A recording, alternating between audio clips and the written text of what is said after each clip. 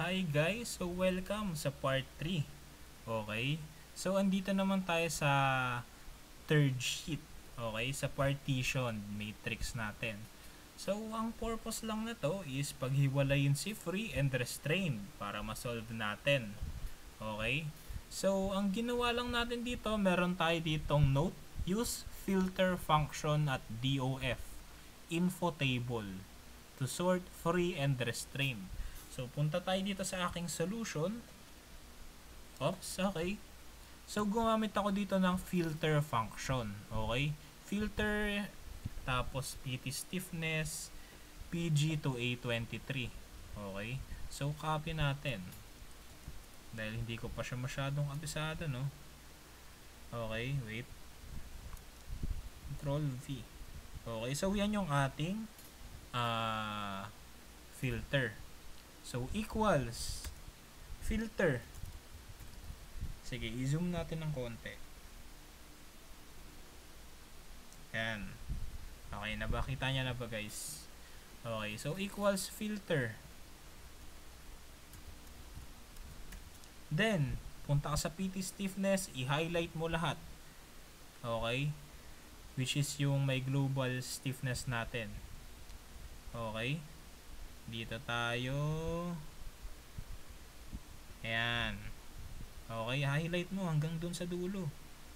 Highlight. Then, comma. PT stiffness, P8 to P23. P8. Punta ka dito. Sorry, dito pala. Dahil kailangan nating i-highlight. Okay? Ano ba yung una nating kailangan? Di ba yung free? Dahil dito si free, tapos restrained yung dulo. Then, equals free. Close parenthesis. Di ba? See guys, may kita natin si free. I-zoom out ko lang. Free yan. Then another, copy mo lang uli ito. Palitan mo yung free ng restrained, makukuha mo na si restrained. Okay? So, copy natin. Sige. Equals, control V. Imbis na free, gawin natin restrained. See guys. Kita nyo, gawin natin tong number. Sige.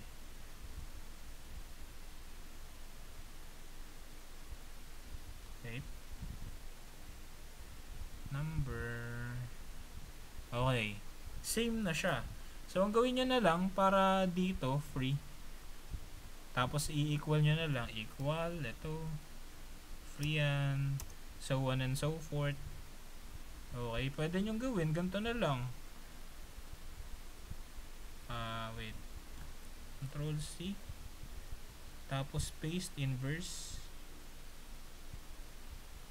Okay. Sorry. Hindi pala pwede siyang ganon. Control Z na lang natin. Okay, basta gano'n na lang guys. Equal nyo na lang. Ilagay nyo dito lahat ng free. Then after nun, tsaka nyo punta ng partition. I-equal nyo yun. Eto. Gagamit ulit tayo ng index match kasi guys.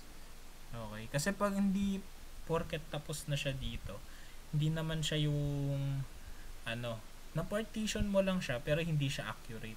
Okay. So 1, 2, 3, ganun. Since ito 1, 2, 5, 7, teka, palitan natin ito, gawin natin general. Yung sinasabi ko kasi, hindi siya accurate. Ang kailangan mo lang kasi dito, ito. Yan. Yan yung kailangan mo. Okay?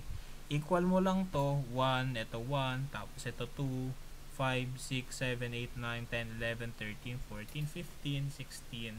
Then, yung restrain na 3, 4, and 12. After nun, gagamit ka uli ng index match dito. Okay? Pero this time, hindi na natin kailangan see if error. Bakit?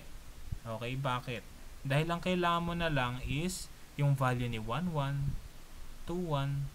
Pero this time, walang 3, kaya 5, 1. Okay, kung hindi nyo alam guys kung paano gamitin yung index match, balik kayo sa part 1 and part 2 ng ating video. Tinuro ko siya doon.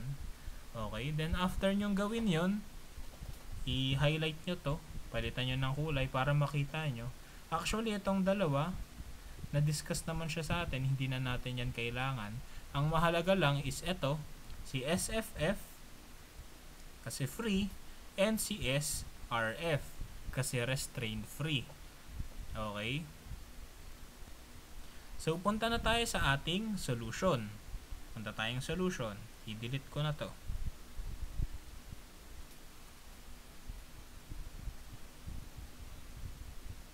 Okay.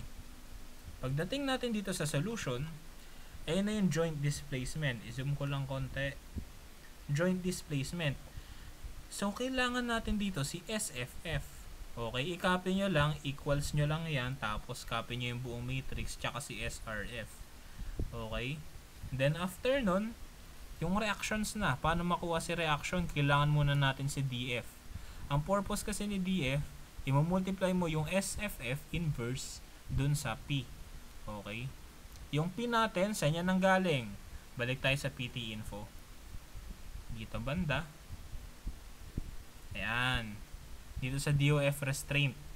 Hindi mo isasama si F1, F2, and F3. Ang isasama mo lang lahat ng free. Okay? Kaya natin siya nilabelan. Okay, so 0, 100,000, negative, 0, negative 200.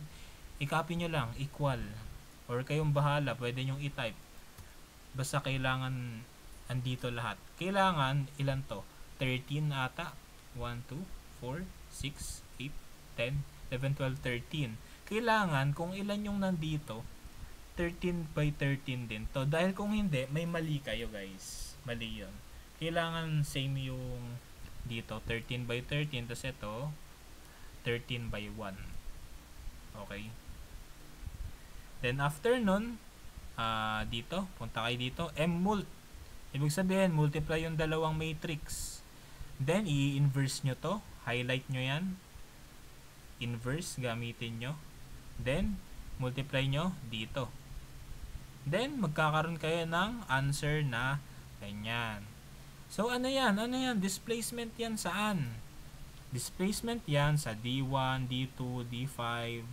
So, tandaan nyo, si D3 walang displacement, si D4 wala. Bakit? Kasi sila ay support connection. Walang displacement doon. Okay? Si D12 din wala. Ngayon, ano tong mga to? Siya yung resultant. Okay?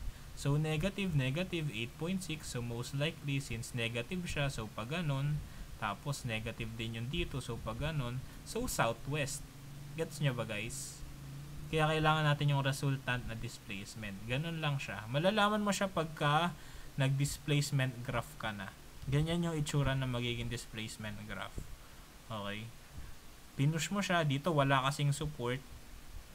Okay? Wala siyang support dito kaya bumaba. Dito kasi dalawang to support yan. Pag binaba mo yan, eto magko-compress, compress. Ganon.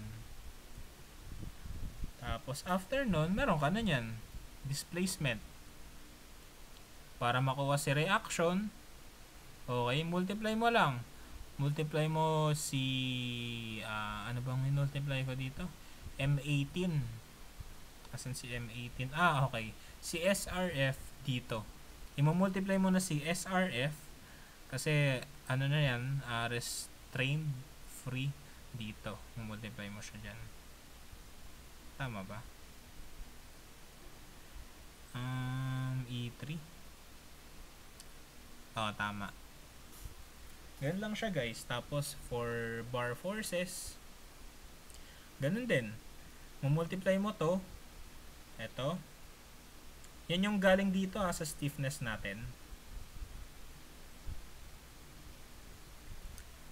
Dito siya galing sa ating stiffness guys. Eto.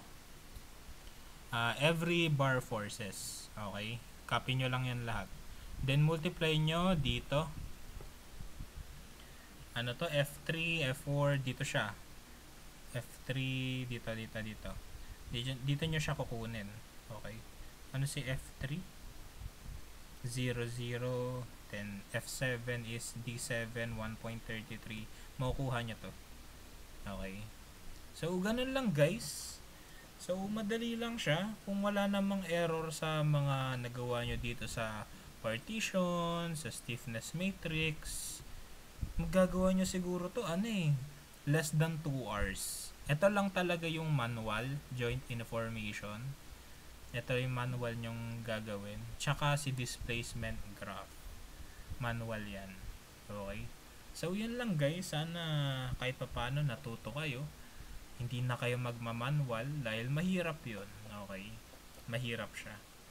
Ayun lang guys.